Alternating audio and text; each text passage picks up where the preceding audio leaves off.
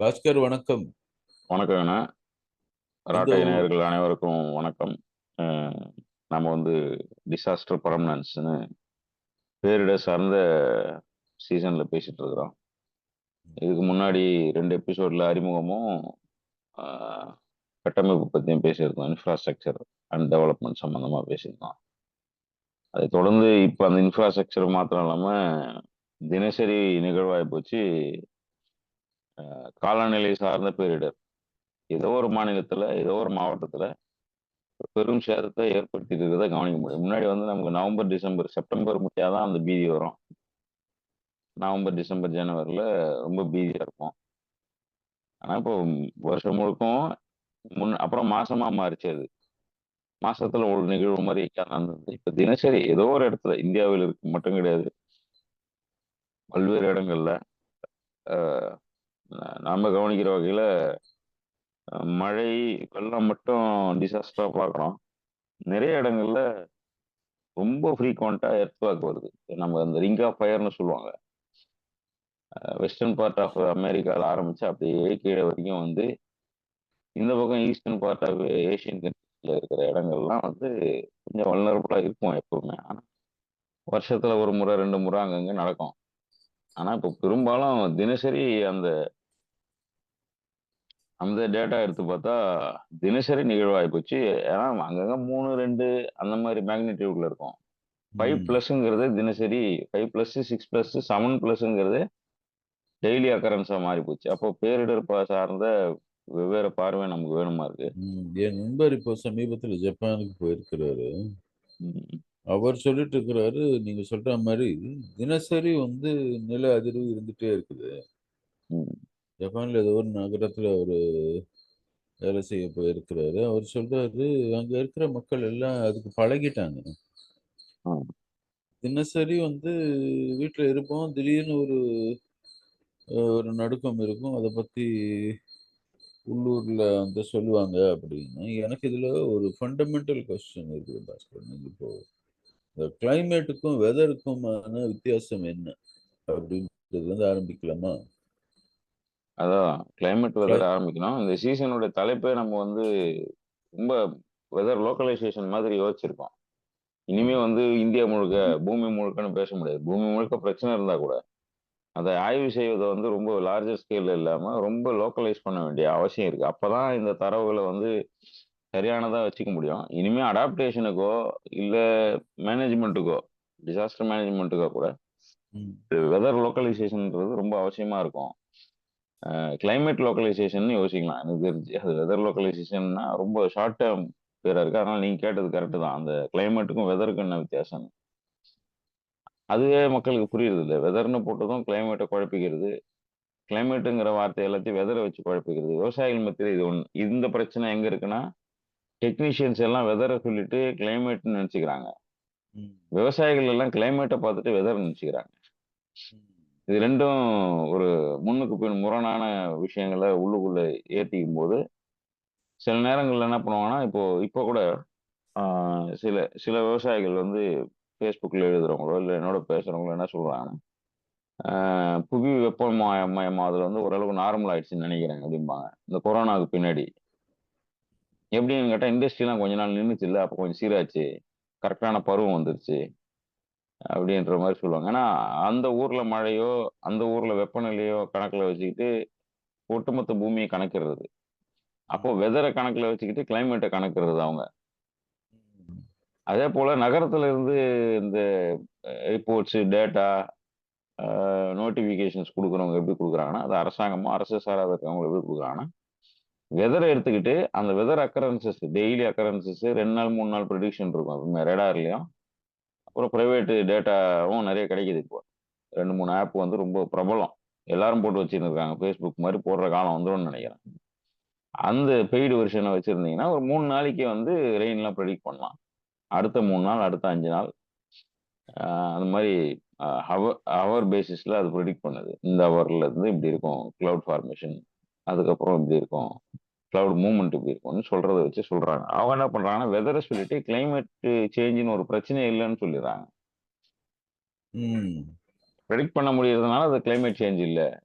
அப்படின்னு. இதுதான் பிரச்சனை. இப்போ கிளைமேட்ன்றது குறைஞ்சபட்சம் என்ன சொல்றாங்கன்னா, குறைந்தபட்சம் 2 அல்லது 3 டிகேட் 20 அல்லது 30 வருஷம் கிளைமேட் டேட்டா ஹிஸ்டரி வேணும் அதுக்கு. 30 ஆண்டுகள் குறைவில்லாத நீங்க வந்து ஒரு தரவுகளை எடுத்து, அதுல என்ன மாற்றங்கள் நடந்திருக்குன்னு பார்த்தா, அது ஒரு கிளைமேட். அதுலேருந்து எவ்வளோ சிறிய டைம் ஃப்ரேம் எடுத்து பார்க்குறோமோ, அதுதான் வெதர். ம். 1 மணி நேரம், 5 மணி நேரம், 1 நாள், 2 நாள், 1 வாரம் அப்படின்னு நடக்கக்கூடிய நிகழ்வுகள பதிவு பண்ணா, அது பேர் வெதர்ல வந்துருது. அதுவே நீங்க 20 வருஷம், 30 வருஷம், 50 வருஷம்னு எடுத்து, அதனுடைய குமுலேட்டிவ், அதனுடைய ஆவரேஜ் இது அதுன்னு எல்லாத்தையும் தொகுத்து அதுக்குன்னு ஒரு தனி அதாவது அறிவியல் ஒரு ஃபார்முலா வச்சிருக்கு. பொதுவாகவே நமக்குமே வந்து என்னன்னா 60 வருஷம் அப்படின்னு வச்சுக்கிறாங்க கிராமங்கள்லாம். அது மேபி கேலண்டர்ல இருந்து கூட வந்திருக்கலாம். 60 வருஷத்துக்கு ஒண்ணு ரெக்கரன்ஸா நடக்கிறதையும் அவங்க கிளைமேட்ன்னு யோசிக்கிறாங்க. அந்த கிராமத்துல இருக்கிற பெருசுங்க யாராவது பேசும்போது சொல்லும்பொழுது, இதே மாரி 60 வருஷத்துக்கு முன்னாடி இதே மாரி பஞ்சம் வந்தது. இதே மாதிரி 60 வருஷத்துக்கு முன்னாடி வெள்ளம் வந்தது. அதுன்ற மாரி அவங்க கணக்கு வைக்கிறது. அவங்க மினிமம் 60 இயர்ஸ் கிராஃப்ல பார்க்குறாங்க. ம். ஆனா நவீன அறிவியல் கிளைமேட் என்ன சொல்லுதுன்னா, 3 டிகேடாவது மினிமம் இருக்கணுங்குது. அதுக்கு மேல எவ்வளவு வேணா இருக்கலாம். அதுக்குள்ள இருக்கிறத ம். அவங்க ஒத்துக்கிறது இல்ல கிளைமேட் சேஞ்சுன்னு. அதாவது கிளைமேட் டேட்டானே ஒத்துக்கிறது இல்ல.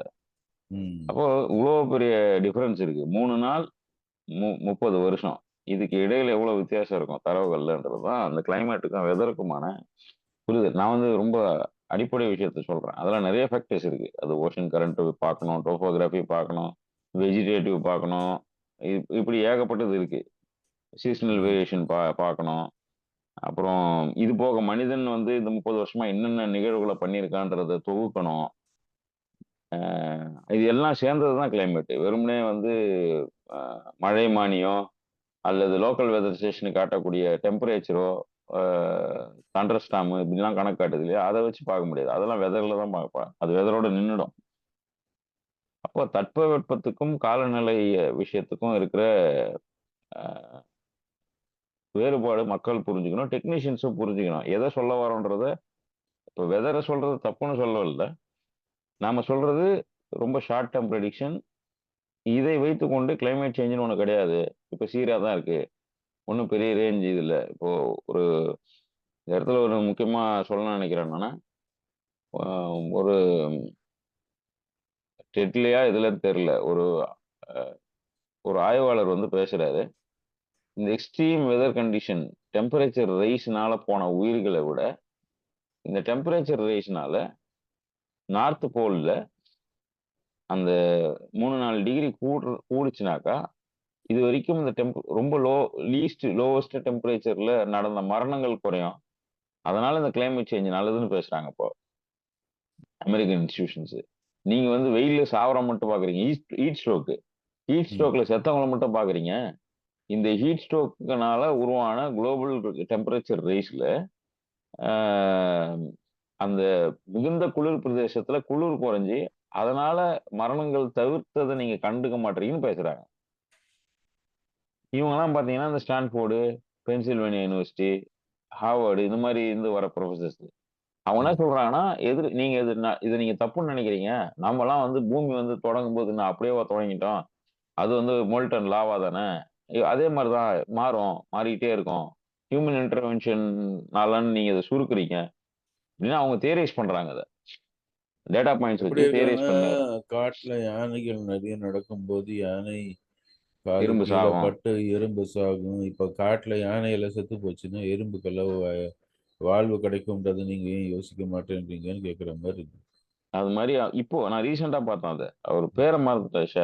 ஷேலோவே ஏதோ ஒரு பேர். ஆனா டெட்ல தான் பார்த்தேன். அவர் அவர் அந்த உரையாடல் அவர் எதுக்கு பேசுறாருன்னா இளைஞர்களோட நலவாழ்வு பத்தி பேசும்போது இதை பேசுறாரு. நீ இந்த காலமே தப்புன்னு சொல்றீங்க அப்படின்னு ஏதோ ஒண்ணு பேசும்பொழுது நீங்களாம் வந்து கிரிஞ்சி மாதிரி பேசுறீங்க. ம். கிளைமேட் சேஞ்ச்லாம் அப்படிதான் பேசினுக்கிறாங்க. அப்படிலாம் ஒன்றும் கிடையாது. ஹீட் ஸ்ட்ரோக்னால செத்தவங்களோட இந்த டெம்பரேச்சர் ரைஸ்னால குளிர் பிரதேசங்கள் உயிர் போச்சவங்க அதிகம்னு பேசுறாரு. அப்போ இந்த ஹியூமன் இன்டர்வென்ஷனு அதிகரிக்கலாம், ஒன்றும் தப்பு இல்ல அப்படிங்கிறத நிலைநாட்டுறாங்க வெஸ்டர்ன் பார்ட்ல. இது எல்லாம் சேர்ந்து தான் இந்த வெதர் லோக்கலைசேஷனும் கிளைமேட் லோக்கலைசேஷனும் பார்க்கும்பொழுது நாம இது எல்லா ஃபேக்டரையும் சேர்த்து பார்க்க வேண்டியிருக்கு. நான் வெறுமனே டெம்பரேச்சரை பார்த்தோம், மழை வரும்னு பார்த்தோம், கிளவுட் ஃபார்மேஷனை பார்த்தோம்னா முடியாது. கடல்களை பத்தின புரிதலை இன்னும் மேலும் அதிகரிக்கணும். பனிப்பாறைகளை பத்தின புரிதலை மேலும் அதிகரிக்கணும்.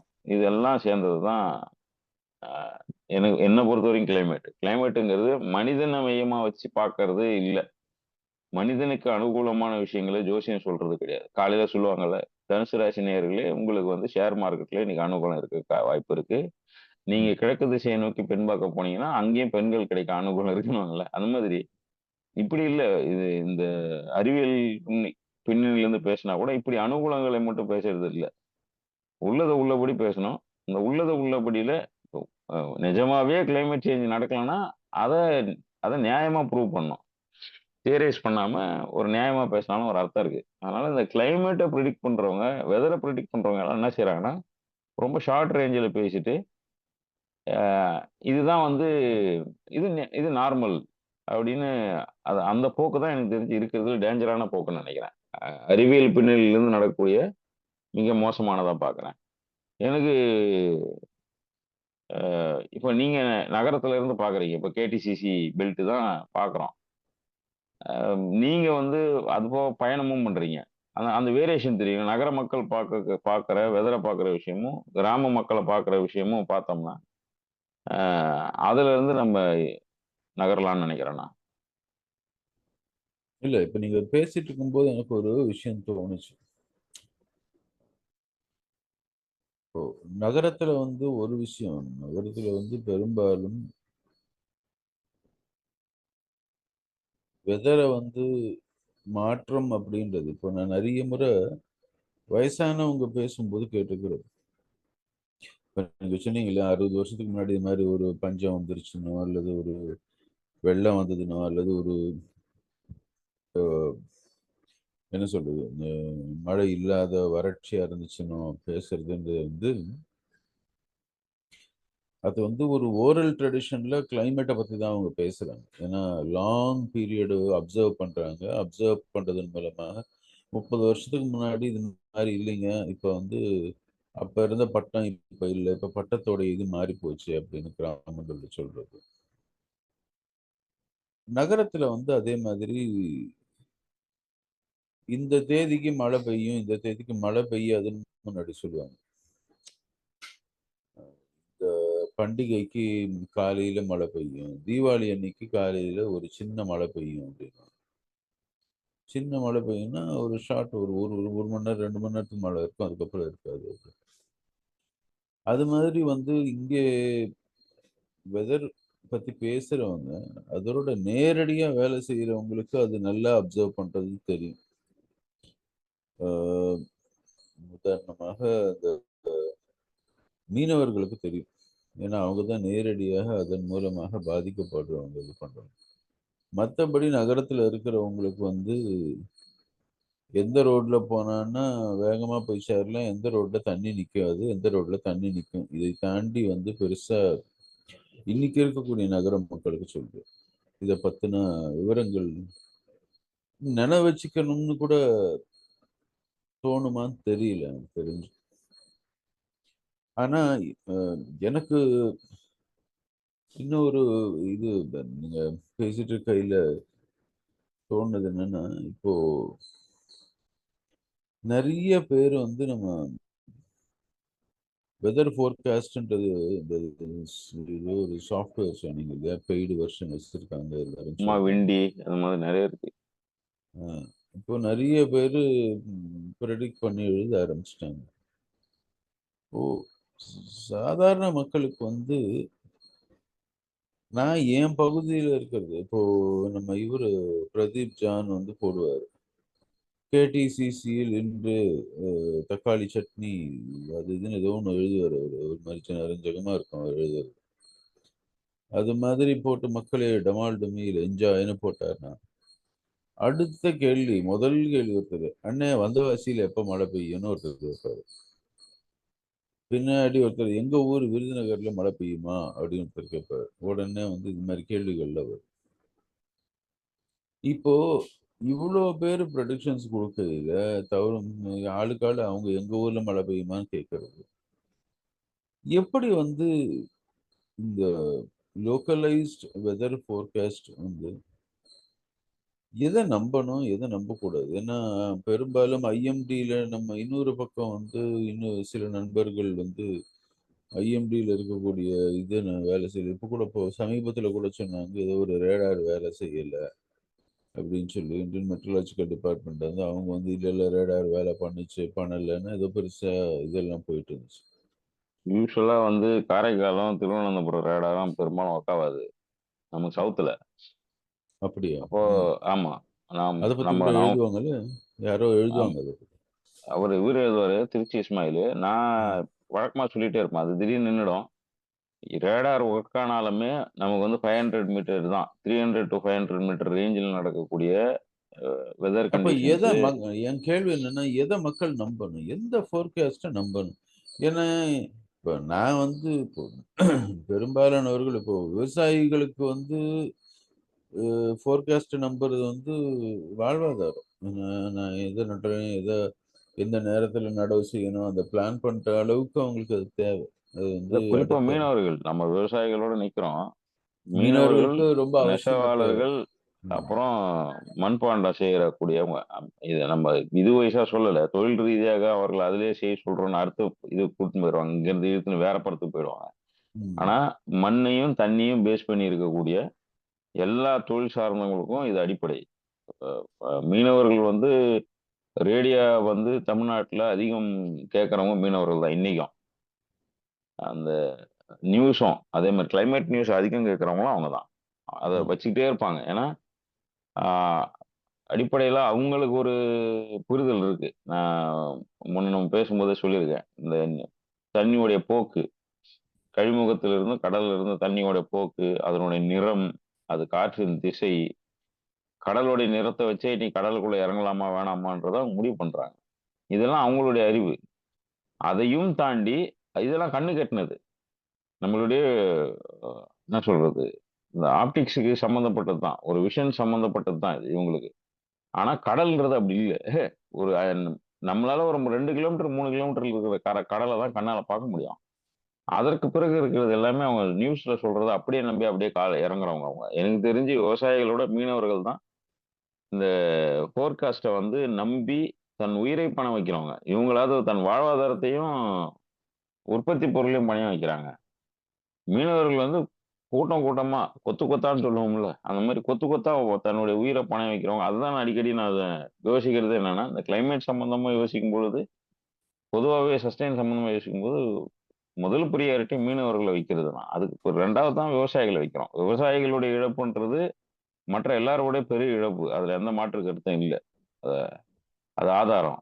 ஆனா உயிரின் அடிப்படையில பார்க்கும் பொழுது, வாழ்க்கையோடைய அடிப்படையில பார்க்கும் பொழுது, மீனவர்கள் தான் ரொம்ப இந்த கிளைமேட்லயும் சரி வெதர்லயும் சரி சரியான தரவுகளை கொண்டு போய் சேர்க்க வேண்டிய முதல் ஆளாக நான் பார்க்குறேன். ஆனா எதை நம்புறது அப்படின்னு நீங்க கேட்கும்பொழுது, ஒரு லோக்கல் வெதர் ஸ்டேஷன்ல தொழில்நுட்பங்கள், இப்போ 400 வெதர் ஸ்டேஷனை பணம் இல்லைன்னு மூடுறாங்க.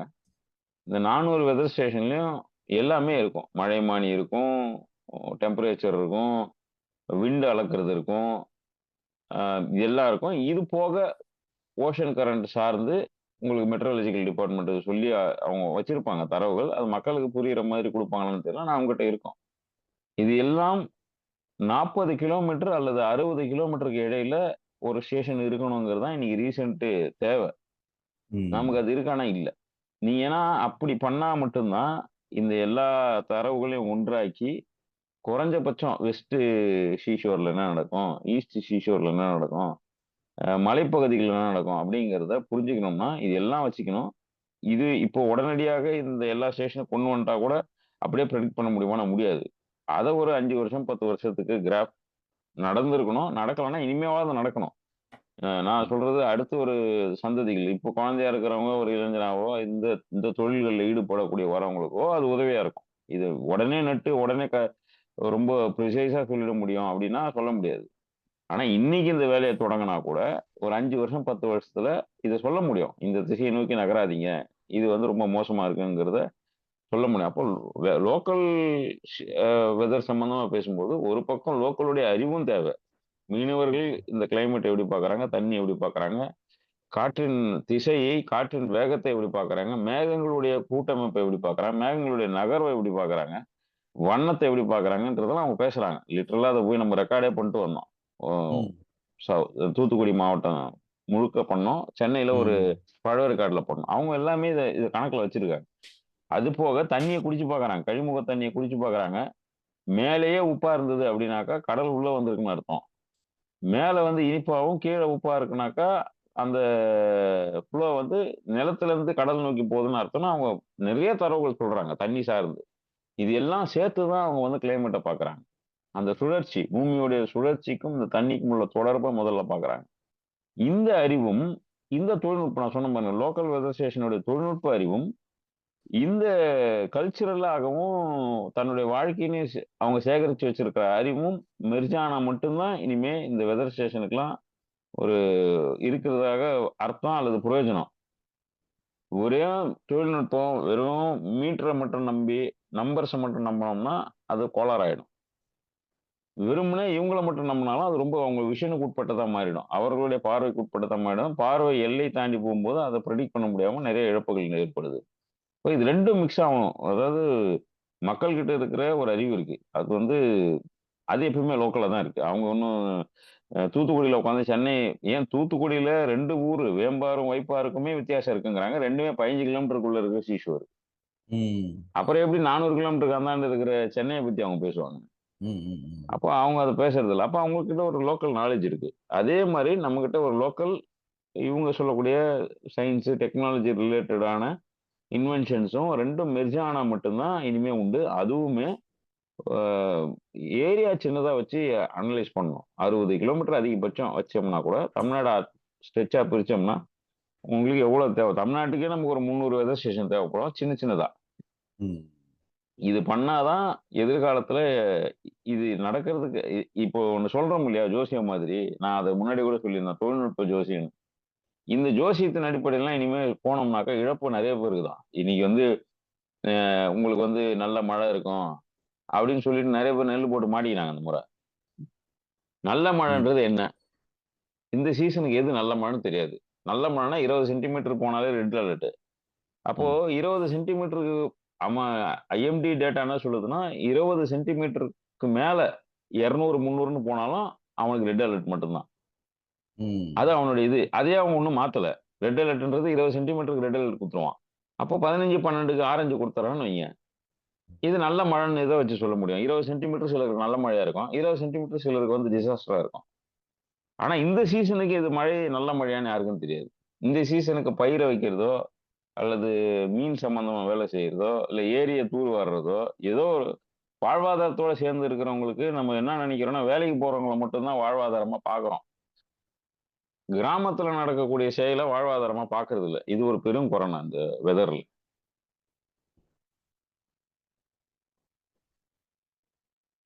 இன்ட்ரஸ்டிங். நீங்க சொல்றது. அதாவது நீங்க முன்ன ஒரு முறை பேசும்போது அந்த பெரும்பொழுது, சிறுபொழுதுன்னு சொன்னீங்க இல்லையா? ஆமா. அத இதுல வச்சு நீங்க எப்படி பார்க்குறீங்க? இந்த தமிழ்ல நாம வந்து கேட்டகரைஸ் பண்றோம். இப்ப நீங்க சொல்ற விஷயம் கேட்கும்போது எனக்கு என்ன தோணுதுன்னா, பெரும்பொழுது பார்க்காம சிறுபொழுது மாத்திரமே பார்த்துட்டு இருக்கிறோன்ற மாதிரி இருக்கு இல்லையா?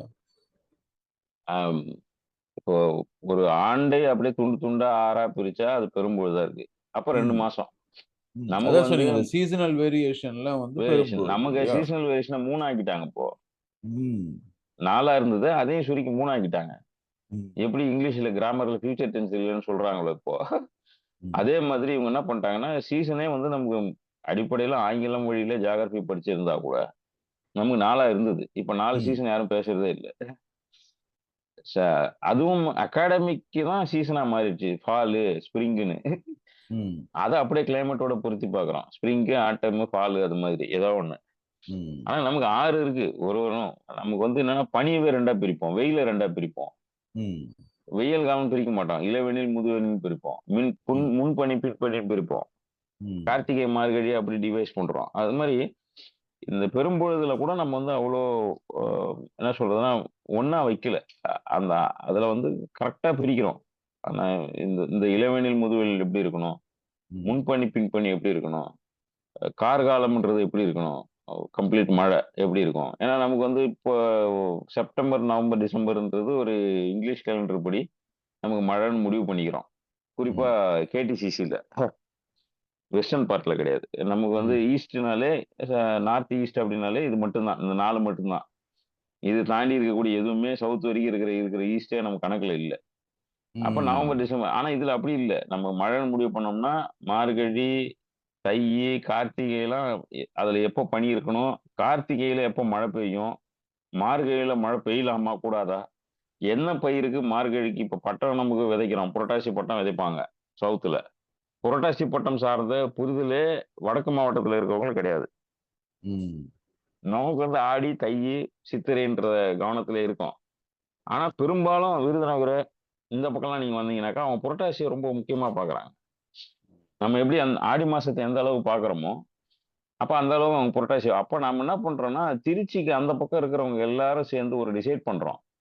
திருச்சிக்கு கீழ இருக்கிறவங்கள ஒரு அவங்க அவங்க லைஃப்ல கிளைமேட்டையும் நம்ம பார்க்கறதில்ல, பட்டத்தையும் பார்க்கறதில்ல, பெரும்பொழுதையும் நம்ம பார்க்க விடுறதில்ல. நீங்க ம். தமிழ்நாட்டுல ஆடிப்பட்டம் பேசுற அளவுக்கு புரட்டாசி மாசம் பேசியிருப்பாங்கன்னா இல்ல. ஏன்னா ஆடி எல்லாமே ஆத்து திருவிழாவோட கனெக்ட் ஆயிருக்கு.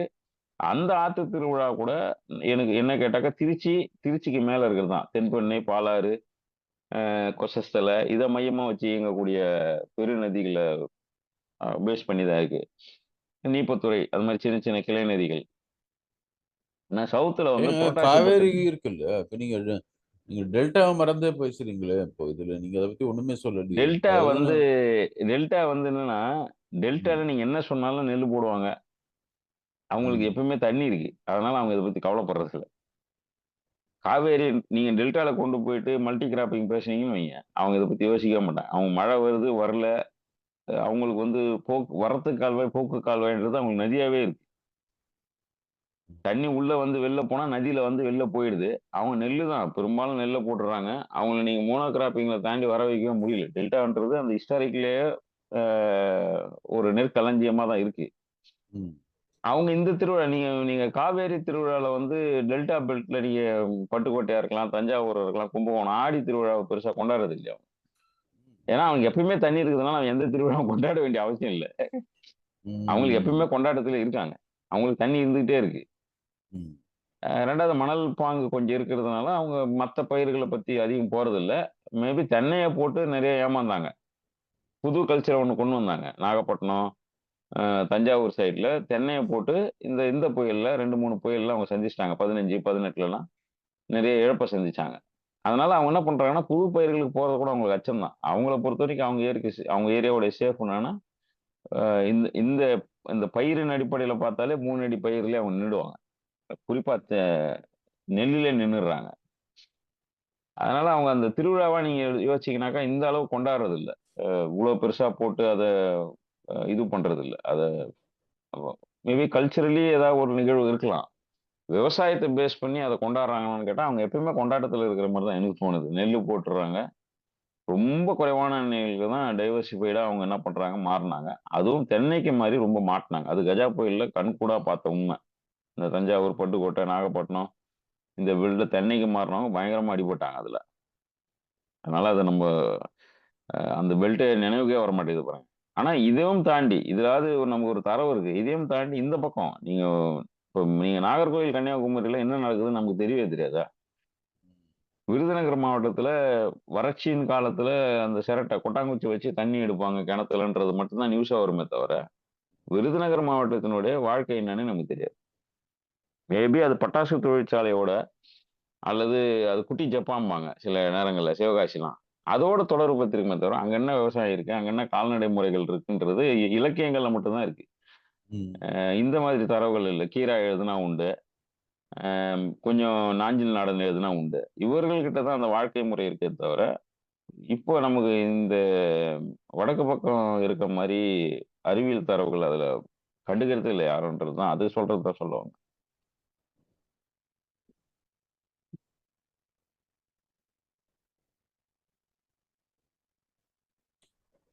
அதாவது நான் ஒரு பகுதியில இருக்கிறேன் அப்டின்னா, அதுல வந்து ஒரு 30 ஆண்டுகளுக்கான தரவுகள வச்சுட்டு, என்னென்ன மாற்றங்கள் நடந்திருக்குது அப்படின்றத பெரும்பொழுதா பார்த்துட்டு, அதுலேருந்து வரக்கூடிய சீசனல் மற்ற வேரியேஷன்ஸும் பார்த்து, அதே சமயம் இப்ப இருக்கக்கூடிய தொழில்நுட்பத்தை வச்சு 3 நாள் 4 நாளுக்கு அந்த ப்ரெடிக்ஷனையும் வச்சு பார்த்தா தான் வந்து எனக்கு ஓரளவுக்கு வந்து நான் தினம் வெளில போனேன்னா, நான் மேலேயும் கீழேயும் பார்த்தேன்னா, எனக்கு இருக்கக்கூடிய மாற்றங்கள் என்ன?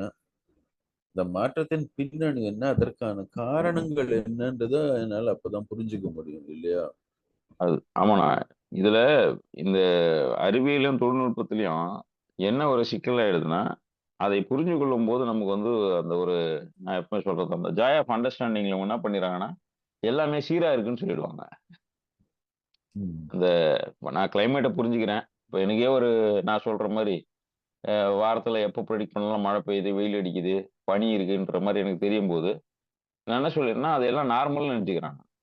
எனக்கு ம். தெரிந்த தரவுகள் வந்து நடக்கும் பொழுது, நான் ப்ரெடிக்ட் பண்றது நடக்கும் பொழுது, அது நார்மல் ஆயிடுது. நான் ப்ரெடிக்ட் பண்றது நடக்குதுன்றது 100% உண்மை. அதுல மாற்று கருத்து இல்ல. ஆனா, இது ஹிஸ்டாரிக்கல் டேட்டாவோட இப்போ உதாரணத்துக்கு ஜெயசீல ஸ்டீஃபனுடைய புஸ்தகம் எடுத்து படிச்சா, ஒரு 400 வருஷத்துக்கான மழை, வறட்சி, பஞ்சம், வெப்பநிலை, பூகம்பம் எல்லாத்தையும் அவரு வந்து அங்கங்க கல்வெட்டு அது இதுன்னு பார்த்து ஓரளவுக்கு எழுதியிருக்காரு. கிளைமேட் ஹிஸ்டரின்னு வந்த புத்தகம் அதான் இந்தியால. இந்திய அடிப்படையில. குறிப்பா தமிழ்நாட்டுக்கு. இந்தியால வேற யாரும் கிளைமேட் ஹிஸ்டரிய புக்கா எழுதலன்னு அவர் அடிச்சு சொல்றாரு. இதுவரைக்கும். அவரு தமிழகத்தை மையமா வச்சு ஒரு 400 ஆண்டு தரவுகள சேகரிச்சிருக்காரு. உலகம் முழுக்கும் போய் டச்சு, பிரெஞ்சு, பிரிட்டனு அங்க இங்கன்னு சுத்தி, அங்க இருந்த லாக் எல்லாத்தையும் எடுத்து, அத தொகுத்து ஒரு பெரிய புத்தகமா ஆங்கிலத்திலயும், சின்னதா தமிழ்லயும் வந்திருக்கு. அதுல இருந்து கட்டுரைகள் எடுத்து. அத தாண்டி யாரும் இது இவ்ளோ பெரிய டைம் ஸ்கேல்ல 300 வருஷம், 400 வருஷம் பார்க்காததுனால, நான் பிறந்ததிலிருந்து அனுபவிக்கிறது தான் சரியானதுன்னு நெனச்சுக்கிறேன். எனக்கு அறிவு வந்ததிலிருந்து இருக்கிறது, அது இந்த ரெஃபரன்ஸோட பார்க்கும்பொழுது சரியா இருக்குன்னு சொல்றது தான் பிரச்சனை. இவங்க கிளைமேட்ட பிரெடிக்ட் பண்றது தப்பு இல்ல. அது நடக்கிறதும் தப்பு இல்ல. ஆனா அது நடக்கிறதுனால உங்க யாருக்கும் எந்த பிரச்சனையும் கிடையாது. எல்லாமே நார்மலா இருக்கு. நீங்க வாழற வாழ்க்கைய வாழ்ந்துக்கலாம். அரசாங்கம் திட்டமிடுவதே திட்டமிடலாம். எனக்கு அடுத்த கேள்வி உங்ககிட்ட அதான். இந்த மாதிரி ஒரு பக்கம் மத்திய அரசாங்கம் 400 வெதர் ஸ்டேஷன குளோஸ் பண்ணிட்டாங்க. அவர்கள் வந்து இந்த கிளைமேட் சேஞ்ச ஒத்துக்கிறதே இல்ல. ஒரே ஒரு முறை மோடி ஐயா பேசியிருக்காரு. கிளைமேட் சேஞ்சுன்னு ஒண்ணு இல்லன்னே பேசினாரு. ஒரு 2 வருஷத்துக்கு முன்னாடி நெனைக்கிறேன். அப்படி ஒண்ணு இல்லவே இல்ல. எந்த தலைவர்களும் பேசாத ஒரு வார்த்தைய அவரு பேசினாரு. அந்த ஊடகங்கள் பெருசா அத கண்டுக்கல. ஆனா கிளைமேட் சேஞ்சுன்னு ஒண்ணு இல்லன்னு அவரு பேசினாரு. வெதர் ஸ்டேஷனே மூடிட்டாங்க. இது சார்ந்த அகாடமிக்லயும் நமக்கு ஒண்ணும் கிடைக்கிறது இல்ல. லைஃப் ஸ்டைல்லயும் இத புரிஞ்சுக்கிறதுன்றது அனாவசியம் ஆயிப்போச்சு. ஆனா இது தினசரி பிரச்சனையா சந்திக்கிறோம். ஒரு லேண்ட்ஸ்லைடு சந்திக்கிறோம். லேண்ட்ஸ்லைடுன்னு சொல்ல முடியாது. மலையே சரிஞ்சு போகுது. ஒரு ஒட்டுமொத்தமா கிராமங்கள் காணோம். ஒரு பக்கம் போனாக்கா வருஷத்துக்கு ஒரு முறை நீங்க சொன்ன மாரி பழகிட்டாங்க. கேதார்நாத், பத்ரிநாத்லாம். மக்கள் ம். அதுக்கு பழகிட்டாங்க. நியூ நார்மல்ன்னு அது ஆயிப்போச்சு. சில ஊர்கள்லாம் இல்ல. நான் இமாச்சல்ல போம்போது சில ஊர்கள் அப்படியே மொத்தமா இடம்பெயர்ந்து 1, 2 குடும்பங்கள் மட்டும் கொஞ்சம் ஹை ஆல்டிட்யூட்ல கொஞ்சம் சேஃபா இருக்கிறவங்கள தாண்டி எல்லாருமே காணோம். ஊரே ஒட்டுமொத்தமா புலம்பெயர்ந்திருக்கிறாங்க. ஒரு போர்ல எப்படி புலம்பெயர்து நடக்குதோ, அது மாரி கிளைமேட்ல நடக்குது. இதெல்லாம் பார்க்கும்பொழுது, இவ்ளோ தரவுகள் தெளிவின்மை இருக்கும்பொழுது, அரசாங்கம் எப்படி பாலிசில வேலை செய்யும்ன்றது மட்டும் நீங்க சொன்னீங்கன்னா, நமக்கு இறுதியா ஒரு இது வந்துரும்னு நெனைக்கிறேன். ஒரு ஒரு வடிவத்துக்கு வரும். அரசாங்கம் அப்படின்னு பார்க்கும்போது வெதர் பாலிசி அப்படின்னு பார்த்தோம்னா,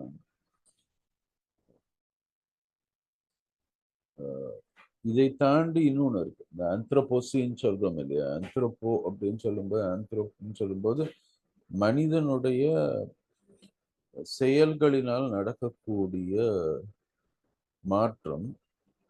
நம்ம இருக்கக்கூடிய இந்த ஏஜே வந்து ஏஜ் ஆஃப் ஆந்த்ரோபோசீன் அப்படின்னு மாதிரி சொல்றோம். அதாவது மனிதனை மையமாக வைத்து நாம் செய்யக்கூடிய காரியங்கள்னால எப்படி வந்து மாற்றம் நம்மளை சுத்தி நிகழுது அப்படின்னு.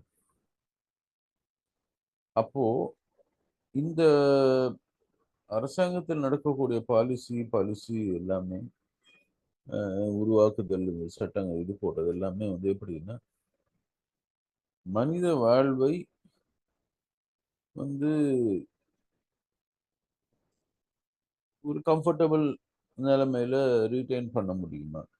அப்படின்ற அந்த ஒரு இதை தாண்டி இருக்கு. இப்போ கிளைமேட் மிட்டிகேஷன், கிளைமேட் அடாப்டேஷன்னு 2 விஷயம் சொல்றேன். மிட்டிகேஷன் அப்படின்னா இந்த புவி வெப்பமாகக்கூடிய நிலையை தடுக்க முடியுமா, மிட்டிகேட் பண்ண முடியுமா, தடுப்பதற்கு அல்லது இந்த மாற்றங்கள் நிகழாமல் இருப்பதற்கு நாம ஏதாவது செய்ய முடியுமா, அல்லது இந்த மாற்றங்கள் வந்து இப்ப இருக்கக்கூடிய அதிவேகத்துல இப்ப மாற்றங்கள் நிகழுது அப்படின்னா, அதாவது அதை எப்படி நம்ம பார்க்கிறோம் அப்படின்னா, this is the hottest September August 23rd in reported history R recorded history அப்படின்னு வரும். அதுக்கப்புறம் ஆகஸ்ட் மாசம் முடியும் போது it is the hottest August recorded in human history அப்படின்னு வரும். நான் தான் சொல்லிட்டு இருப்பேன், இது வந்து எப்படி ஆயிடுச்சுன்னா எவ்ரி மந்த் இப்போ அது மாதிரி ஆயிடுச்சு. So every month, every week, every day is இதுவரைக்கும் நாம மனிதர்கள் அந்த தேதியில ஆகஸ்ட் 20ன்னு ஒரு தேதி எடுத்துக்கிட்டோம். ஆகஸ்ட் 20ஆம் தேதி எங்க ஊர்ல கடந்த 100 வருடங்கள் 200 வருடங்கள்ல வெதர் எப்படி இருந்திருக்கு அப்படின்றதுல என்னென்ன மாற்றங்கள் நிகழ்ந்திருக்குது அப்படின்றது தொடர்ந்து வெப்பம் அதிகரிச்சுட்டே போகுது அப்படின்னா, இப்போ நான் ஏதோ ஒரு விதத்துல என்னுடைய நிலத்தையோ அல்லது என்னை சுற்றி இருக்கக்கூடிய பகுதிகளையோ நான் மாற்றி அமைச்சிருக்கேன். அதன் மூலமாக இந்த வெப்பமயமாதலை நான் கம்மி பண்ண முடியும். அப்படின்னா அதுதான் நம்ம மிட்டிகேஷன் அப்படின்றோம். அது அடாப்டேஷன்னா வந்து ஆமாங்க மாற்றம் வந்துருச்சுங்க. என்னங்க பண்றது? இனிமே நாம அதுக்கு ஏத்த மாரி நம்ம வாழ்க்கைய மாற்றி அமைக்கிறது தான் பெஸ்ட்டு. வெப்பம் அதிகமாயிட்டே இருக்கு. அதனால நாங்க எல்லாரும் வீட்ல ஏசி போட்டு உட்காந்துக்கிறோம். அந்த வெப்பம் தாங்க முடியல. அதனால வீடுகள் எல்லாம் ஏர் கண்டிஷன் பண்ணிட்டோம். அப்படின்னா, அந்த ஏர் கண்டிஷனால திரும்பி இந்த வெப்பமயமாதல் அதிகமாயிட்டே போகுது அப்படின்றத வந்து உணராம செய்றோம் இல்லையா? அதுதான் வந்து அடாப்டேஷன்ற பேர்ல தவறான இது மாரி ஸ்ட்ராட்டஜிஸ் பண்றோம். சில இடங்கள்ல வந்து அடாப்டேஷன்ல சரியான சரி ஆமா இதுதான் நிதர்சனம். இப்படியே வளர்ந்ததே தான் போப்போகுது. இன்னைக்கு வந்து நம்ம 1.5 வந்து ஆல்ரெடி கடந்துட்டோம்னு பல பேர் சொல்றாங்க. நம்ம பாரிஸ் அக்கார்ட்ல சொன்னது இந்த ப்ரீ இண்டஸ்ட்ரியல் இந்த இந்த இந்த 1990s அந்த இதுல இருந்து அதுக்கு முன்னாடி இருந்ததுலேருந்து 1.5க்குள்ள கண்டெயின் பண்ண முடியுமா? 20, 30க்குள்ள அப்படின்னு வச்சோம். ஆல்ரெடி இந்த 1.5 டிகிரி வெப்பமயம் அதிகரிக்கிறத வந்து கடந்துட்டோம் அப்படின்னு நிறைய பேர் சொல்றாங்க. சமீபத்துல வந்து இந்த காப் கான்ஃபரன்ஸ் அது மாரி இடங்கள்ல உலகம் நாடுகள் எல்லாம் சேர்ந்து, எங்க நாடுகள் அதுல வந்து நேஷனலி டிட்டர்மைன்டு கோல்ஸ்ன்னு வச்சிருக்காங்க. அதாவது ஒவ்வொரு நாடும் வந்து வாலண்டரியா இந்த வெப்பமயமாதலை தடுக்கிறதுக்கு நாங்க இந்தந்த வேலைகளை செய்கிறோம். அப்படின்னு அவங்களா வந்து சில இலக்குகளை நிர்ணயம் பண்ணி, அந்த இலக்குகளை வந்து உலக அளவுல கமிட் பண்றாங்க. ஆனா அத வந்து இப்போ அந்த கமிட் பண்ணக்கூடிய நம்பர் அதுலேருந்து வரக்கூடிய இதுவே வந்து 2.8 டிகிரிலேருந்து சில இடங்கள்ல 4 டிகிரி வரைக்கும் மாற்றங்கள் நடந்துரும். அதற்கு தேவையான வசதிகள் எங்க மக்களுக்கு நாங்க ஏற்படுத்தணும்னு அரசாங்கம் வந்து நெகோஷியேட் பண்றதா சொல்றாங்க. அப்படின்னா, ஒரு பாலிசி அளவுல அரசாங்கத்துல முக்கியமா ரொம்ப ரொம்ப முக்கியமா அரசாங்கங்கள் யோசிக்க வேண்டியது என்னன்னா, உணவு, தண்ணீர். இன்னைக்கு கிளைமேட் சேஞ்ச் மிகப்பெரிய அளவுல பாதிக்கும்போது, மக்களுக்கு குடிக்க தண்ணீர் இருக்குமா? ஆனா நம்ம தண்ணீர மாத்திரம் பேசிட்டு விடவும் முடியாது. சுவாசிக்க காற்று இருக்குமா? அப்படின்றதும் கேட்க வேண்டி இருக்கும். ஏன்னா, அடிக்கடி நம்ம வாத்தியாருங்கலாம் சொல்ற மாரி, கடல்ல பைட்டோ பிளாங்க்டன் செத்து போச்சுன்னா, இப்போ போற அளவுல அழிவு நடந்துச்சுன்னா, நமக்கு சுவாசிக்கிறதுக்கு காற்று கூட தேவைப்படும். ஸோ தண்ணி, காற்று. இந்த காற்ற பத்தி யாரும் பெருசா பேசுறதில்ல இப்போ வரைக்கும். அது இல்லாமல் போகும்போது தான் அத பத்தி பேசுவோன்ற அந்த ஆப்ஷனும் கிடையாது. இல்லாமல் போனோம்னா யாராலயும் பேசவும் முடியாது. முடிஞ்சு போச்சு அவ்வளோதான். Show over. 3வது உணவு. ஸோ காற்று, தண்ணீர், உணவு இது 3த்துக்கும். இதுல உணவு பத்தி தான் அதிகம் பேசுறோம். ஏன்னா உணவுல தான் அரசியலும் அதிகம், லாபமும் அதிகம். இன்னைக்கு உணவு வந்து என்ன ஆயிருச்சுன்னா, ஒரு காலகட்டத்தில உணவுக்கான அரசியல் வந்து நுகர்வு சைடுல இருந்துச்சு. உங்களுக்கு இவ்வளோ உணவு தேவை. ஆனா உங்களுக்கு உற்பத்தி இவ்வளோ தான் இருக்குது. அதனால நாங்க வந்து குடுக்குறோம்னு ஒரு அமெரிக்கா சொல்லும்போது, அத ஒரு அவமானமா நெனச்சு தான் பசுமை புரட்சின்னு ஒண்ணு நாங்க ஆரம்பிச்சோம். அப்படின்னு விஞ்ஞானிகள் இன்னைக்கும் சொல்லிட்டு இருக்காங்க. அதற்கான லாபம்ன்றது வந்து விவசாயிகளை சார்ந்து இருந்தது. அவங்களுக்கு வந்து இவ்வளோ செலவு பண்ணியிருக்காங்க. அவங்களுக்கு இத விட இவ்வளோ வேணும். இவ்வளோ வந்து அவங்க கையில காசு நின்னுச்சுன்னா தானே லாபம் பார்க்க முடியும். இன்னைக்கு இது அப்படியே மாறி போச்சு. உற்பத்தி சைடுல அரசியலும், நுகர்வு சைடுல லாபமும் பார்க்கணும். நீங்க என்ன வேணா உற்பத்தி பண்ணுங்க உணவு. ஆனா, நுகர்வோருக்கு அத வந்து இந்த விலையில தான் விக்கணும். அப்படின்னு சொல்லி செயற்கையாக வந்து நாம நுகர்வை மையப்படுத்தி உணவை புரிஞ்சுக்கக்கூடிய கலாச்சாரம். ஆனா அரசாங்கத்துடைய எல்லா பாலிசியுமே நுகர்வை மையப்படுத்தி இருக்கிறதுனால, அந்த என்ன ஆனாலும் நம்மளுடைய வெப்பநிலை எப்படி மாறினாலும், அ நுகர்வோருக்கு வந்து தினமும் உணவு கிடைக்கணும். அவர் கேட்கிற மாரி எல்லாம் உணவு கிடைக்கணும். அவர் வீட்டு பக்கத்திலேயே கிடைக்கணும். இப்போ வீட்டுக்கு வீடு டெலிவரி வண்டி வந்துருச்சு. டெலிவரி வண்டி வந்துருச்சு. அதனால வந்து வெப்பமயம் அதிகமாகுது. ஃபாசில் ஃபியூயல் அதிகம் உபயோகிக்கிறாங்க அப்படின்னு. இல்லைங்க டெலிவரி பண்ற வண்டி எல்லாம் வந்து பேட்டரி வண்டியில தான் வருது அப்படின்னு. இது வந்து இந்த வெதர் ப்ரிடிக்ஷன் நீங்க சொன்ன மாரி தான். தினம் யாரான ஏதான ஒரு விஷயத்த பிரச்சனைன்னு சொன்னாங்கன்னா, அந்த பிரச்சனைக்கு இம்மீடியட்டா ஒரு சொல்யூஷன் கண்டுபிடிக்கிறதிலேயே தான் அரசாங்கங்களுடைய பாலிசி இருக்கே தவிர, அடாப்டேஷனுக்கான கட்டமைப்புகள் என்ன தேவை? அதற்கான வசதிகள் என்ன தேவை?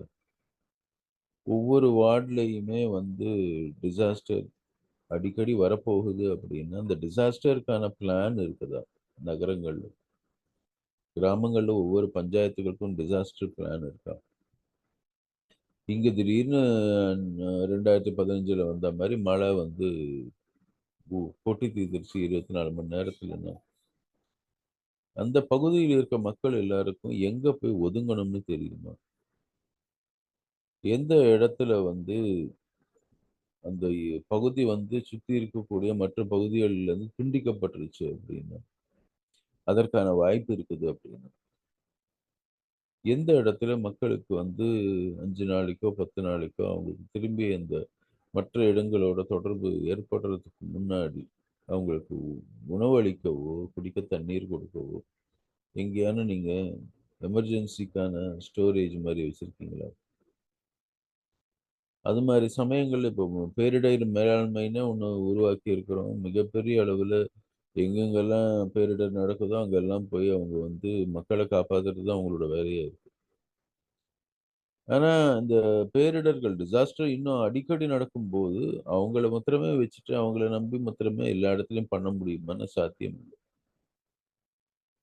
அப்போ அ அந்த பேரிடர் மேனேஜ்மென்ட்ன்னு நீங்க ஒரு வார்த்தை உபயோகிச்சீங்க இடையில.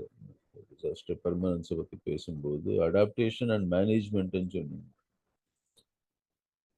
அந்த மேனேஜ்மென்ட்ல எல்லாருமே பங்கெடுத்துக்க வேண்டியிருக்கும். உங்க வீட்ல வந்து திடீர்னு வெள்ளம் சூழ்ந்து வருது அப்டின்னா, உங்களுடைய ஆவணங்கள் எல்லாம் நீங்க பத்திரப்படுத்தி வச்சிருக்கீங்களா? எங்க வச்சிருக்கீங்க? இம்மீடியட்டா எடுத்துட்டு போற இடங்கள் இருக்குதா? உங்களுடைய எந்த விஷயங்கள் எல்லாம் வந்து இப்போ வெள்ளம் வரக்கூடிய பகுதிங்கன்னா, அது மாரி பார்க்கணும். நிலநடுக்கம் வர பகுதிங்கன்னா, அதுக்கேத்த மாரி சில விஷயங்கள் பார்க்கணும். அது மாரி எந்தெந்த சிச்சுவேஷன்ல நாம நாம எப்படி தயாரா இருக்கோம்? அப்படின்றத வந்து மக்கள் அவங்களுடைய வாழ்க்கை முறை, அவங்களுடைய வாழ்க்கை பழக்கவழக்கங்கள்லேருந்து எல்லாமே வந்து இந்த அடாப்டேஷன நோக்கி வந்து நம்ம போய் ஆகணும் அப்படின்ற ஒரு நிலைக்கு இருக்கு. அஃப்கோர்ஸ் பருவநிலை மாற்றத்துக்கு வந்து தடுக்கிறதுக்கான நம்மளுடைய வாழ்க்கை முறையில என்ன மாற்றம் ஏற்படுத்தணுன்றத பத்தி நம்ம இன்னொரு முறை பேசுவோம். ஆனா, இந்த டிசாஸ்டர்ன்றது வந்து தொடர்ந்து இந்த பேரிடர் அப்படின்றது தொடர் நிகழ்வாக இருக்க போகுது. இது வந்து தினம் தினம் இந்த 24 மணி நேரம் செய்தி அப்படின்னு வர மாதிரி 24 மணி நேரம் செய்தி சேனல் எப்போ வர ஆரம்பிச்சது, உலகம் முழுக்க 24 மணி நேரம் தொடர்ந்து இது நடந்துட்டே இருக்குது. கடைசியா ஒரே ஒரு கேள்வி உங்ககிட்ட கேட்கணும் பாஸ்கர். சொல்லுங்க. மேற்கத்திய நாடுகள்ல இந்த கிளைமேட் சேஞ்சை பத்தி பேசும்போது ஒரு விரக்தி, இது வந்து இன்னவிட்டபிள், இது வந்து ரிவர்சிபிள் கிடையாது அப்படின்ற மாதிரி, எல்லாருமே அழிஞ்சு போயிடும் அப்படின்ற லெவல்ல மேற்கத்திய நாடுகள் ஒரு ஹோப்பே இல்லாம பேசுறாங்க. நான் அந்த ஒரு கண்ணோட்டம் ஒண்ணு வந்து எனக்கு ரொம்ப நாளா அது ஒரு தவறான கண்ணோட்டம்னு ஒரு இது இருக்கு, ஒரு நிலை இருக்கு எனக்கு. ஏன்னா மேற்கத்திய நாடுகள்ல வந்து விரக்தியின் உச்சியில இருக்காங்க. அமெரிக்கால எல்லாம் போனோம்னா போயிருவாங்க எல்லாரும் 70, 40 மொத்தம் உலகம் அழிஞ்சிருங்க, நம்ம செத்து போயிருவோம் அப்படின்னு. இது வந்து ஒவ்வொரு 10 வருஷத்துக்கும் ஏதோ ஒரு விஷயத்துக்காக உலகம் அழிஞ்சு போயிரும். நான் இதை எப்படி பார்க்குறேன்னா, உலகம் அழிஞ்சு போயிரும். அத காப்பாத்துறதுக்கான தொழில்நுட்பமோ, யுக்தியோ, அ அரசியலோ அல்லது வியாபாரமோ என்கிட்ட இருக்குது. அப்படின்னு இத விக்கிறதுக்காகவே மக்கள வந்து இந்த விரக்தியின் உச்சத்துல வந்து தொடர்ந்து நீட்டிக்கிறாங்களோ அப்படின்றது என்னுடைய கேள்வி. நமக்கு நம்ம மக்களுடைய சாதாரண மக்கள்கிட்ட நம்ம பேசினோம்னா, நம்ம மக்கள்கிட்ட அந்த ஒரு விரக்தி இல்ல. 10 வருஷம் தொடர்ந்து விவசாயத்த நஷ்டமா பண்ணிட்டு இருக்க விவசாயி கூட 11வது வருஷம், இந்த வருஷம் நான் எப்படியானா நஷ்டம் இல்லாம பண்ணிருவேன்னு ஒரு எதிர்பார்ப்போட, ஒரு நம்பிக்கையோட செய்றாரு. இது வந்து நான் மேற்கத்திய நாடுகளுக்கும், நம்மளை போன்ற நாடுகளுக்கும் இருக்கக்கூடிய ஒரு மனோநிலையில ஒரு வித்தியாசத்த நான் பார்க்கிறேன். நீங்க இத எப்படி பார்க்குறீங்க? 2 விஷயம்னா, ஒண்ணு மரணத்தை பார்க்குற விதம். மேற்குக்கும், கிழக்குக்கும் மரணத்தை சந்திக்கக்கூடிய விதம் ஒண்ணு இருக்கு. ம். அதனால மரணத்துக்கு முன்னாடி எல்லாத்தையும் அனுபவிச்சுட்டு சாவணுங்கிறது மேற்கா இருக்கு. ஆமா, ஒரு தடவ தான் வாழ்றாங்க அவங்க. ஆமா. நம்ம கிழக்குல என்னன்னா, நம்ம நாம வாழ்க்கையே ரீசைக்கிள் மரணத்துக்கு பிறகு தான் இல்ல, இல்ல. நம்ம வாழ்க்கையே மரணத்துக்கு பிறகு தான் தொடங்குது. ஆ நல்ல கரெக்ட். சாவுங்கிறது வந்து நமக்கு வந்து ரொம்ப முக்கியம். நல்லா ம். வாழ்ந்தோன்றத விட. ஏன்னா, நீ ம். வாழ்ந்ததுக்கு அடையாளமே உன் சாவுதான்ன்றது அ ஆன்மீகமா போலனா கூட எதார்த்த வார்த்தையே மக்கள்கிட்ட எப்படின்னா, ஒரு மனிதனுடைய ஒட்டுமொத்த வாழ்க்கையே சாவும், சாவுக்கு பிறகு அவன் வாழப்போற வாழ்க்கைய பத்தி இருக்கிறதுனால. 2த்துக்கும் அது அது ஒரு முக்கியமான காரணம். இன்னொன்னு நுகர்வு. நாம வந்து ஒரு குடும்பமா சேர்ந்து நுகர்றத அங்க ஒரு தனி நபரா நுகர்றாங்க. ம். அது வீடு, போன முறை இன்ஃப்ராஸ்ட்ரக்சர் பேசினோம் பாருங்க. அ ம். அது அந்த இடம், பணம், வாகனம், ஃபாசில் ஃபியூல்ஸு, ஆல்டர்னேட் ஃபியூல்ஸு இது எல்லாமே நாம வந்து ஒட்டுமொத்தமா ஒரு கம்யூனிட்டியா எந்த அளவுக்கு செலவு பண்றோமோ, இப்ப நம்ம என்ன நினைப்போம்னா 10 பேருக்கு சேர்ந்து சோறாக்குனா செலவு மிச்சம்னு நினைப்போம். ம். இது வந்து நமக்கு இயல்புலயே இருக்கு. இது சொல்லி தரணும்னு அவசியம் இல்ல. அதனால தான் இன்னைக்கும் நம்ம குடும்பங்கள் சிதைஞ்சா கூட கம்யூனிட்டி லிவிங் சிதையல என்ன கேட்டா. எங்கேயாவது ஒரு ம். இடத்துல சோறு போட்டுன்னுக்குறான். எங்கேயாவது ஒரு இடத்துல லார்ஜர் கிச்சன் நடந்துகிட்டே இருக்கு. அ அ எல்லாமே ஒரு பக்கம் அந்த பெருசுங்கிறதுல அந்த சாப்பாடு செய்றதுலயும் சரி, இடமும் சரி, நம்ம ஹால் தான் பெருசா கட்டுறோம் இன்னிய வரைக்கும். பெட்ரூம் பெருசா கட்டுறதே இல்ல. ம். காரணம் என்னன்னா, நிறைய நேரம் நம்ம ஹால்ல இருக்கிறோம். நிறைய பேர் ஹால்ல இருக்கோம். இன்னைக்கும் நீங்க வீடு கட்டுனோம்னாக்கா, நம்ம என்ன சொன்னோம், ஹால் சின்னதா இருக்குன்னு தான் வருத்தப்படுவாங்களே தவிர, பெட்ரூம் சின்னதா இருக்குன்னு யாரும் வருத்தப்பட மாட்டாங்க. ஆனா ம். வெஸ்ட்ல பொறுத்தவரைக்கும் அவனுக்கு பிரைவேட் ஸ்பேஸ் பெருசா இருக்கணும். ஒ அவன் லிவிங் ஸ்பேஸ் பார்த்தீங்கன்னா, ஒரு 4 சேர் போட்டா போதுன்ற அளவுக்கு இருக்கும். ம். அதுக்குள்ளயே எல்லாத்தையும் அடிக்குவாங்க. அப்போ 2த்துக்கும் நிறைய வித்தியாசம் இருக்கு. அவன் வந்து பிரைவேட் லைஃப நிறைய என்ஜாய் பண்றாங்க. நாம வந்து கூட்டமா வாழறத என்ஜாய் பண்றோம். பிரைவேட் லைஃப்ன்றது யாருக்கும் தெரியாத, நம்ம இது மாரி பாம்பு புத்துல வாழற மாரி தான் நம்மளுடைய காதல் வாழ்க்கை எல்லாமே. ம். ம். கண்ணுக்கு ம். தெரியாம பண்ணுவோம். அவங்க வந்து காதல் வாழ்க்கைய பட்டவர்த்தனமா வாழறவங்க. ம். நம்ம வந்து காதல்ங்கிறது அப்படியே கண்ணுக்கு தெரியாம அந்த நம்ம என்ன பண்ணுவோம்னா, சினிமால 2 பூ தான் மோதிக்கும். ஹீரோயின் மோதிக்க மாட்டாங்க. இப்பவும் சரி. ம். எவ்ளோ வல்கர் படம் வந்தா கூட, இன்னைக்கும் அத வந்து ஒரு மெட்டஃபரா சொல்ல தான் விரும்புறாங்களே தவிர, ரொம்ப பிளன்ட்டா அப்படியே ஓப்பனா காட்டுறத விரும்புறது இல்ல. இது எல்லாம் ம். சேர்ந்து தான் இருக்கு. அது நுகர்வு சார்ந்து தான் இருக்கு இது எல்லாமே. நுகர்வை வந்து பாவனை பார்க்குற இடத்துக்கு நம்ம அது பௌத்தம், ஜைனம், இந்து அ இதுக்குள்ள இருக்கிற எல்லா இந்த அதாவது நீங்க இந்தியாக்குள்ள இருக்கிற கிறிஸ்டியனா இருந்தா கூட நுகர்வு தப்புன்னு நினைக்கிற மனநிலை வந்துரும் உங்களுக்கு. ஏன்னா ம். பொங்கல் கொண்டாடுவோம். ம். பானைய வச்சு. நாம ம். சர்ச்சில பொங்கல் கொண்டாடின்னு இருப்போம். கூடி வாழற திருவிழாக்களாவே இருக்கும். அ அங்கேயே சாப்பிடுவோம். கோயில்ல சோறாக்கி அங்கேயே திம்போம். ம். இங்க அப்படி இல்ல. வெஸ்டர்ன்ல ப்ரே பண்ணிட்டு வீட்டுக்கு போய் சாப்பிடுவாங்க. அதனால இது எல்லாம் சேர்ந்துதான் இந்த இந்த விரக்தி காரணம். நம்ம எவ்வளவு மோசமான நிலைக்கு போனாலும் விரக்தியில இருக்க மாட்டோம். இப்போ கேரளால வந்து இப்போ ரீசெண்டா வயநாட்டுல எவ்வளவு பெரிய பிரச்சனை நடக்குது. இந்த பிரச்சனையில் அவர் அரசியலாக என்ன நடந்துக்கிறாரு தான் மக்கள் கவனிக்கிறாங்களே தவிர, அவ்வளவுதான் கேரளா அழிஞ்சிருங்கிறத வந்து யாருமே கேரளா எதிரியா நினைக்கிறவங்க கூட அப்படி நினைக்க மாட்டாங்க. முற்றிலும் எதிர் திசையில் நிற்கக்கூடிய பொலிட்டிக்கல் ஐடியாலஜில இருக்கிறவங்க கூட கேரளா அழிஞ்சணும்னு நினைக்க மாட்டாங்க. பினராயியோடைய அரசியல் நகர்வு என்னன்னு தான் பார்ப்பாங்க. இப்போ பேங்கோட அவர் நடத்துற உரையாடல் கவனிக்கப்படுது, இதெல்லாம் கவனிக்கிறாங்களே. அப்போ மக்கள் வந்து ஒரு நுகர்வும் மரணமும் ரெண்டும் வந்து ஈஸ்ட் வெஸ்ட்ல அப்படியே 180 டிகிரி தலைகீழா இருக்கு. சாவறதுக்கு முன்னாடி எல்லாத்தையும் அனுபவிச்சிருவோம். சாவதான் போறோம். ஏன் எல்லாத்தையும் நம்ம அனுபவிச்சணும்ன்றதெல்லாம் கூட அது ஒரு பர்சனல் கிரேவிங் தான். நம்ம செத்துட்டாலும் அடுத்த ஜெனரேஷன் ஒண்ணு இருக்குங்கிற மனநிலை நமக்கு இருக்கு.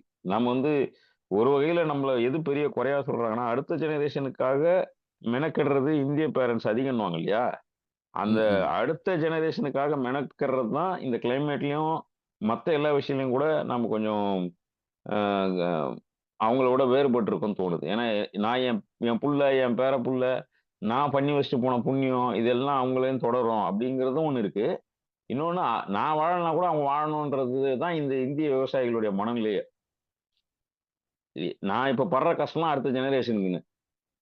அங்க அந்த மாதிரி இல்லன்னு எனக்கு தோணுது. நான் இப்ப வாசிச்ச வரைக்கும் இல்ல. நான் மக்கள்ட்ட பேசின வரைக்கும் அங்க அப்படி இருக்கிற மாரி எனக்கு தோணல. அங்க வந்து இண்டிவிஜுவல் விக்டரி தான் முக்கியமா பார்க்குறாங்க. இங்க வந்து தலைமுறை தலைமுறையாக ஜெயிக்கணும். அது அது எந்த அடிப்படையில இருந்தாலும் தலைமுறைகள் ஜெயிக்கணும்னு நினைக்கிறாங்க. அங்க வந்து தனி மனிதன் தான் ஜெயிப்பான். தலைமுறைகள் ஜெயிக்குமானா தெரியாது. இந்த 3 ஃபேக்டரும் பார்க்குறேன் நான். மரணம், நுகர்வு, அடுத்த ஜெனரேஷன் மேல இருக்கக்கூடிய கன்சர்ன். அது நிலத்து மேலயும் வந்துருதுன்னு நான் நினைக்கிறேன்.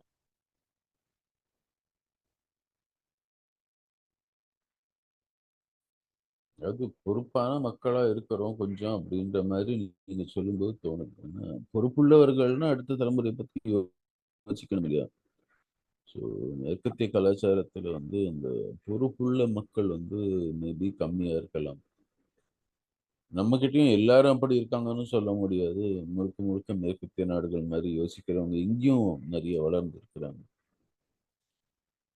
இதை தாண்டி மக்கள் அவங்களுடைய வாழ்க்கையில என்ன விதமான ஹேபிட்ஸை வந்து எடுத்துட்டு வரலாம், இன்வெஸ்ட்மெண்ட் எப்படி பார்க்கலாம் அப்படின்றத அடுத்து வரக்கூடிய அடுத்த எபிசோட்ல இதை பத்தி நம்ம பேசணும்னு நினைக்கிறேன்.